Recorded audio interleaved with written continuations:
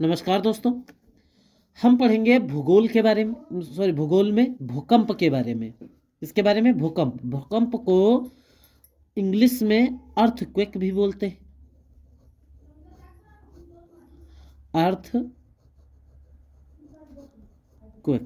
ठीक है, इसको अर्थक्वेक भी बोला जाता है। भूकंप होता क्या है कि भूपर्पटी का जो भूमि है उसका अचानक से हिल जाना, अचानक भूमि का हिल जाना, हिल जाना मीन कंपन। जब भूमि अचानक से कंपन करने लगती है तो इसी को कहा जाता है भूकंप, ठीक है, इसी को भूकंप कहा जाता है। भूकंप में एक शब्द होता है मूल, ठीक है, एक शब्द भूकंप में मूल होता है। मूल का मतलब क्या होता है? मूल का मतलब होता है कि भूकंप जहां से प्रारंभ होता है, ठीक है, मूल का मतलब होता है भूकंप प्रारंभ का स्थान, ठीक है। मूल का मतलब भूकंप प्रारंभ का स्थान। मूल का मतलब फोकस होता है, आपने नाम सुना होगा कि भूकंप का फोकस कहाँ पे है, ठीक है। तो फोकस मीन भूकंप प्रारंभ होने का स्थान, ठीक है। दूसरा शब्द इसी में होता है अधिकेंद्र।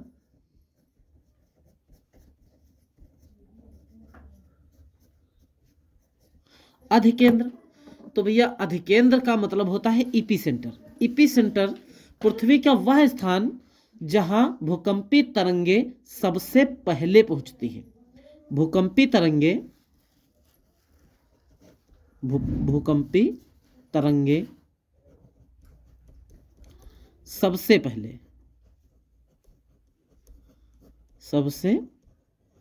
पहले पहुंचे तो उसको हम क्या कहेंगे? इपी सेंटर कहेंगे, अधिकेंद्र कहेंगे।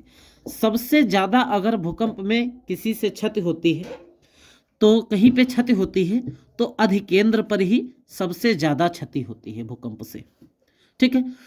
तो ये तो हमने पढ़ा भूकंप के बारे में, ठीक है। क्या होता है?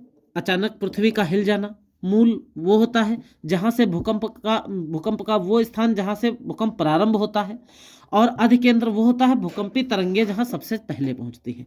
अब बात करें भूकंपी तरंगों की, तो तरंगे होती कितने प्रकार की हैं? तो तरंगे 3 प्रकार की होती हैं। पी तरंगे, एस तरंगे, एल तरंगे। पी एस एल तरंगे। पी जो होती है, पी जो तरंगे होती हैं उसको बोला जाता है प्राइमरी तरंगे। क्या बोला जाता है? प्राइमरी वेव्स, ठीक है, प्राइमरी वेव्स या प्राइमरी तरंग। तो इसीलिए इसका नाम रख दिया पी तरंग, ठीक है। क्या नाम रख दिया? पी तरंग नाम रख दिया। जो प्राइमरी वेव्स होते हैं, अब अगर इनकी चाल की बात की जाए तो भैया इनकी चाल कितनी होती है? याद रखिएगा, 6 किलोमीटर पर सेकेंड इनकी चाल होती है। प्राइमरी तरंगों की चाल 6 किलोमीटर पर सेकेंड होती है। यह पृथ्वी पे सबसे पहले पहुंचती है, ठीक है, क्योंकि इसके बाद जो सेकेंडरी और लव तरंगे हैं इनकी जो है चाल बहुत कम होती है, तो ये देर में पहुंच पाती हैं। 6 किलोमीटर पर सेकेंड है, इसलिए ये सबसे पहले पहुंचती है, ठीक है। और इसकी जो है ये ठोस, द्रव और गैस तीनों में चल सकती है। ठोस में भी, द्रव में भी, द्रव में भी और गैस में भी, ये तीनों में चलती हैं, ठीक है, ये तीनों में चल सकती हैं। और सबसे कम क्षति पहुंचाती हैं तो पहुंचाती हैं तो प्राइमरी तरंगे क्षति सबसे कम अगर क्षति पहुंचाती हैं तो प्राइमरी तरंगे क्षति पहुंचाती हैं, ठीक है। इसके बाद आया सेकेंडरी तरंगे।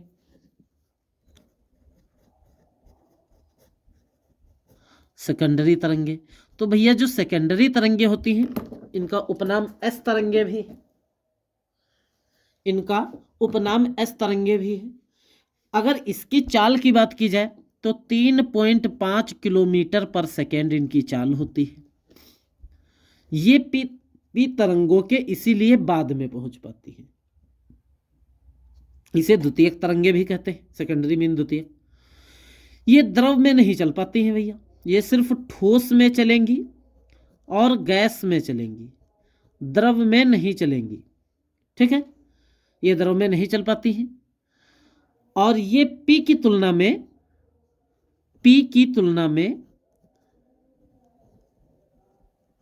में अधिक क्षति पहुंचाती है, अधिक क्षति पहुंचाती है। ठीक है, तो पहला प्राइमरी तरंगे, चाल 6 किलोमीटर पर सेकेंड, ठोस द्रव गैस तीनों में चलेंगी, सबसे कम क्षति पहुंचाएंगी। सेकेंडरी तरंगे 3.5 किलोमीटर पर सेकेंड, ठोस और गैस में चलेंगी, द्रव में नहीं चल पाएंगी और पी की तुलना में अधिक क्षति पहुंचाती है। तीसरी जो तरंगे होती हैं इसको लव तरंगे बोलते हैं। तीसरी तरंगे लव तरंगे। ठीक है, क्योंकि इसकी खोज किसने की थी? एच.डी. लव ने की थी। ठीक है, इनकी खोज किसने की थी? एच.डी. लव ने की थी। तो यहां लिखेंगे एच.डी. लव ने। ठीक है, इसको धरातली तरंग कहते हैं। इसकी जो चाल होती है, इनकी चाल वो होती है 1.5 किलोमीटर पर सेकेंड। 1.5 किलोमीटर पर सेकेंड। इससे हमको क्या पता चलता है कि ये सबसे बाद में पहुंचती हैं। अंत में कौन सी तरंगे आती हैं? वो लव तरंगे अंत में। ठीक है, सबसे अंत में। यह भी तीनों माध्यम में चल जाती है। ये भी कहाँ चलती हैं? तो सबसे धीमी गति होती है इनकी और ये तीनों माध्यम में चलती हैं, ठोस में भी, द्रव में भी और गैस में भी चलती हैं। ठोस, द्रव, गैस तीनों में चलती है। ठीक है, तो अब जो है ये हमने सीखा। इसके बाद हम देखते हैं, यहाँ पर एक चार्ट बना लेते हैं। प्राइमरी तरंगे, ठीक है, ये हो गई प्राइमरी तरंगे, ये हो गई सेकेंडरी वेव्स, ये हो गई लव वेव्स। ठीक है, प्राइमरी जो वेव्स होते हैं वो कुछ इस तरीके से चलते हैं। इनकी आवृत्ति जो है इस तरीके से, इस तरीके से इनकी आवृत्ति बहुत कम होती है। इसकी तुलना में जो सेकेंडरी वेव्स होते हैं वो इस तरीके से चलते हैं। ठीक है, देखिए इसकी जो आवृत्ति बहुत अधिक है और इनकी आवृत्ति कम है। आप देखिए इस तरीके से आवृत्ति बहुत अधिक, यहाँ पर आवृत्ति कम है। और जो लव वेव्स होती हैं उनकी आवृत्ति बहुत कम होती है और वो इस तरीके से चलती है, इस तरीके से। इसकी देखिए वेव्स बहुत ही सबसे कम है। ठीक है, तो इसकी आवृत्ति सबसे कम है। अब जो है इनकी आयाम जो है, इसकी आयाम यानी ऊंचाई, अगर इसकी ऊंचाई की बात की जाए, किसकी? प्राइमरी की, तो ऊंचाई कम होती है। ऊंचाई इसकी देखिए, आप चेक कर लीजिए, यहाँ पे ऐसे देखिए कितना कम है ऊंचाई, तो ऊंचाई कम होती है। इसकी ऊंचाई औसत होती है, औसत, और इसकी ऊंचाई सबसे अधिक होती है, अधिक। इसकी ऊंचाई अधिक होती है। ठीक है, तो ये समझ में आ गया। ये हो गया भूकंप के बारे में। अब आप देखिए प्राइमरी जो वेव्स हैं जब इस तरीके से पृथ्वी में चलेंगी तो उनकी परतें, पृथ्वी की, भूमि की परतें कम हिलेंगी, यानी ये कम नुकसान पहुंचाएंगी। सेकेंडरी जो वेव्स होते हैं थोड़ा और बढ़ेंगी तो थोड़ा ज़्यादा इससे नुकसान पहुंचाएंगी। और जो लव वेव्स होती हैं वो बहुत ज़्यादा हिला देंगी पृथ्वी को, इसलिए ये इसको जो है अधिक नुकसान पहुंचाएंगी। ठीक है, अब भूकंप आता क्यों है इसके बारे में समझिए। भूकंप आने का क्या कारण है भाई, क्यों भूकंप आ जाता है? ठीक है, तो इसके बारे में पढ़ेंगे। तो भूकंप आने का कारण है प्लेटों का अभिसरण या अवसरण। ठीक है, तो हम लिखते हैं सबसे पहले प्लेटों का अभिसरण। अभिसरण क्या होता है? और दूसरा एक शब्द अवसरण, ये दो शब्द पढ़ेंगे। ठीक है, तो जब पृथ्वी की प्लेटें आपस में सट जाती हैं, प्लेटें क्या हों? प्लेटें सटें, ठीक है, तो उसको अभिसरण कहा जाता है। ये बहुत खतरनाक होते हैं, खतरनाक होता है। प्लेटों का सटना यानी टकराना बहुत ही ज़्यादा खतरनाक होता है। ठीक है, तो उसके बाद हम पढ़ेंगे अवसरण के बारे में। अवसरण, तो इसमें क्या होता है कि प्लेटें दूर हटती हैं। प्लेटें क्या होती हैं, एक दूसरे से दूर हटती हैं, तो उसे अवसरण कहेंगे। इन्हीं दोनों कारणों से भूकंप आता है। अब हम बात करते हैं भूकंप की पेटी।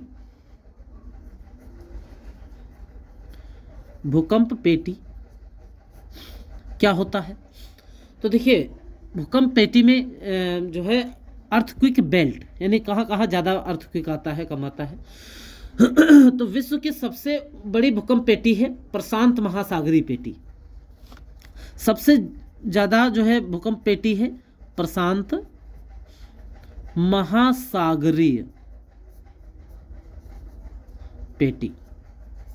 ठीक है, इसमें ऐसा क्या है, तो देखिए भूकंप की जो सबसे बड़ी पेटी प्रशांत महासागरीय पेटी, इसके चारों ओर महाद्वीपों और द्वीप स्थित है। प्रशांत महासागर के चारों ओर महाद्वीप और द्वीप, कई सारे द्वीप स्थित हैं। इस पेटी में भूकंप लगभग 63% भाग यहीं आते हैं। इन्हीं जैसे इसके चारों ओर महाद्वीप और द्वीप हैं, उनकी प्लेटें आपस में टकराती हैं। तो जब टकराती हैं तो प्लेटों का होता है अभिसरण, इसी कारण भूकंप यहाँ आते हैं। ठीक है, दूसरा कौन सा पेटी है, दूसरी पेटी है मध्य महाद्वीपीय पेटी।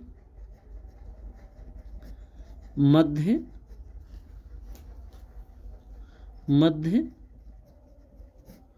महाद्वीपीय पेटी। मध्य महाद्वीपीय जो पेटी है ये दुनिया के महाद्वीपों के बीचों बीच से होकर गुजरती है, इसीलिए ये कहाँ से गुजरती है, बीचों बीच से। ठीक है, बीचों बीच से गुजरती है, इसीलिए इसका नाम पड़ा मध्य महाद्वीपीय पेटी। इस पेटी पर लगभग 21%, जैसे इसमें मैंने बताया था 63% लगभग भूकंप आता है विश्व से, विश्व के औसतन 63%, यहाँ पर लगभग 21% भूकंप आता है। ठीक है, यहाँ पर कितना आता है, 21% लगभग भूकंप आता है। अगला हम बात करें मध्य अटलांटिक पेटी। मध्य अटलांटिक पेटी, जो मध्य अटलांटिक पेटी है, यहां पर देखिए ये जो दोनों कारण मैंने बताए थे यहां भी प्रशांत महासागरीय पेटी अभिसरण के कारण, मध्य महाद्वीपीय पेटी अभिसरण के कारण भूकंप आता है, लेकिन मध्य अटलांटिक पेटी अवसरण के कारण भूकंप आता है। इसके कारण, अवसरण के कारण, मतलब यहां पर प्लेटें टकराती हैं, यहां दूर हटती हैं, इस कारण भूकंप आता है, जिसके कारण यहां ज्वालामुखी उत्पन्न होते हैं। क्या उत्पन्न होते हैं, अवसरण के कारण यहां ज्वालामुखी भी उत्पन्न होते हैं, दूर हटती हैं, ज्वालामुखी उत्पन्न होते हैं। ठीक है, कुछ अन्य छोटी छोटी पेटियां हैं, उनके बारे में भी बात करेंगे। अन्य, यहाँ लिखते हैं अन्य पेटी। ठीक है, वो अन्य पेटी कौन कौन सी है, जैसे कोकस प्लेट। कोकस प्लेट, कोकस प्लेट कहाँ पे है, मैक्सिको में है। ठीक है, कोकस प्लेट भी अवसरण के कारण यहाँ भूकंप आता है, मैक्सिको में है। नजका प्लेट, सुंडा प्लेट। ठीक है, सुंडा प्लेट दक्षिणी चीन सागर में है, यहाँ लिखते हैं सुंडा प्लेट कहाँ है, दक्षिणी चीन सागर में है, यहाँ लिखते हैं दक्षिणी चीन सागर में है। ठीक है, तो ये अन्य कुछ प्लेटें हैं जहाँ जो है भूकंप जो है आते हैं। अंटार्कटिका पर कोई भूकंप नहीं आता है। हम बात करें अंटार्कटिका, अंटार्कटिका यहाँ पर भूकंप नो जोन भूकंप है। ठीक है, यहाँ पर भूकंप नहीं आता, कारण क्योंकि इसके चारों ओर कोई पेटी ही नहीं है, इस पेटी के चारों ओर कोई पेटी नहीं है। जब इसके चारों ओर कोई पेटी नहीं है तो इसी कारण यहाँ पर भूकंप ही नहीं आता, क्योंकि न तो अवसरण अपसरण होता ही नहीं है। ठीक है, अब हम बात करते हैं भूकंप जोन की। तो भूकंप का जोन वो होता है, जोन किसका जोन, भूकंप का, भूकंप का। तो भूकंप का जोन क्या होता है? वह क्षेत्र जो प्लेटों के कगार पर भूकंपी प्लेट से टकरा रहे हों, जैसे जहाँ पर भूकंपी प्लेटें टकराती हैं, ठीक वही भूकंप आ जाए तो उसको भूकंपी जोन कहा जाता है, जहाँ पर प्लेटें टकराती हों। भूकंप के खतरे को मापते हुए हम भूकंपी जोन को 1 से 5 तक जो है 1 से 5 तक इसको जो है बांट दिया गया है। लेकिन कुछ आधुनिक भूगोलवेत्ताओं ने एक जोन को समाप्त कर दिया गया, मतलब ऐसा सिस्टम है कि जहाँ पर सबसे ज़्यादा भूकंप आता हो वो 5वां और 1 इस तरीके से जो है इसको बांट दिया गया है, 1 को समाप्त कर दिया गया। इस प्रकार कुल 4 भूकंप जोन है। भूकंप को जिस यंत्र से नापा जाता है उसको बोलते हैं रिएक्टर स्केल। ठीक है, भूकंप के अध्ययन को अगर हम अध्ययन की बात करें तो भूकंप के अध्ययन को सिस्मोलॉजी बोला जाता है, सिस्मोलॉजी। ठीक है, भूकंप के अध्ययन को सिस्मोलॉजी कहते हैं। और जिस ग्राफ पर बनाया जाता है, ठीक है, उस ग्राफ का नाम क्या होता है? उस ग्राफ का नाम होता है सिस्मोग्राफ। क्या होता है? सिस्मोग्राफ। जिस ग्राफ पर बनाया जाए उस ग्राफ का नाम होता है सिस्मोग्राफ। नापते हैं रिएक्टर स्केल से। ठीक है, किससे नापते हैं? नापना तो किससे नापते हैं? रिएक्टर स्केल से, स्केल से। ठीक है, और जो है भूकंप में जो रिएक्टर स्केल है इसमें 1 से कुछ संख्याएं लिखी होती हैं इस तरीके से, जैसे आप ग्राफ बनाते हैं 0, 1, 2, 3 इस तरीके से। और ये जो है जोन भूकंप को ऐसे ऐसे बताता है, यहाँ पर जोन। ठीक है, तो ये भूकंप को बताता है। यहाँ तक जो है। इसके बाद हम पढ़ेंगे सुनामी के बारे में। सुनामी क्या होता है? ज्वालामुखी का होता है। तब तक के लिए जय हिंद।